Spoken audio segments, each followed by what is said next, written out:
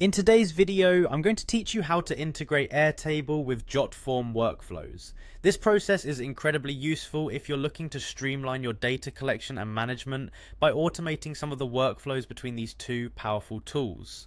Let's dive right in. First, you'll want to head over to jotform.com. Once you're on the sign-in page, you can choose to sign in with your Google or Microsoft account, or alternatively enter your email address and password. Take your time here and ensure you're logging into the correct account with all your necessary forms and preferences. After successfully logging in, you'll need to open the form you want to integrate within the form builder. This is Jotform's main workspace where you can customize and manage your forms.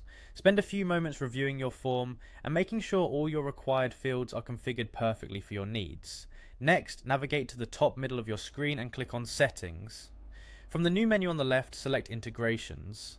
This section will display a myriad of potential integrations you can add to enhance your form's functionality. Now, it's time to find Airtable in this list. Simply use the search bar at the top of the integrations page to quickly locate the Airtable integration option. Select it and get ready to authenticate your Airtable account.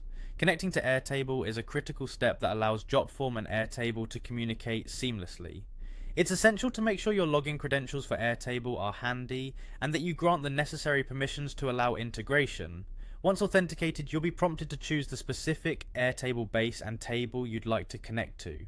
This enables you to target exactly where your form submissions should go within your Airtable databases. Be careful with this step and verify you're selecting the correct base and table to avoid any errors.